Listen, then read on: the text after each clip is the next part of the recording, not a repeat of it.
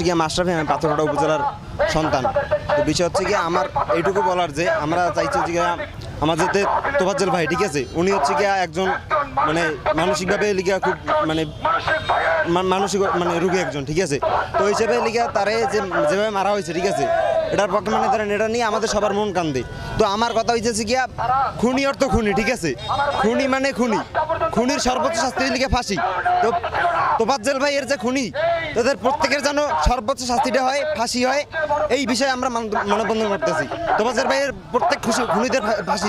ইংরেজি ডিপার্টমেন্টের শিক্ষার্থী, আমি এইটুকু বুঝছি কি এতদিন যাবৎ যে শুধু লেখাপড়া হলে মানুষত্ব আসে না।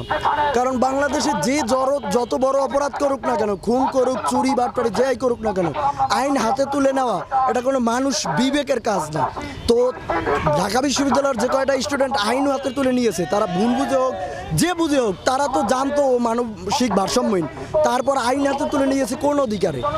এই দাবিতে তাদের যেন তারা যে খুন করেছে তাদের বিচার হবে, তাদেরকে জনসম্মুখে ফাঁসি দিতে হবে, যাতে করে এই দৃষ্টান্তমূলক শাস্তির কারণে বাংলাদেশ সহ বিশ্বের মানুষ আর কোনো নিরপরাধ মানুষকে হত্যা করতে না পারে। এই দাবির জন্য আমরা এখানে এসেছি। আমি মাহাতাব, বিএম কলেজের অ্যাকাউন্টিং ডিপার্টমেন্টের স্টুডেন্ট। আমরা এখানে দাঁড়িয়েছি, আমার ভাই তোফাজ্জল ভাই, সে আমার এলাকার পাথরঘাটার সন্তান।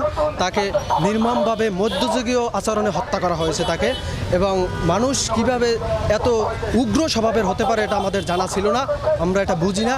এই যে হত্যা করা হয়েছে তার হত্যার বিচার দাবিতে আমরা এখানে দাঁড়িয়েছি। আমরা চাই ওই খুনিদের ফাঁসি।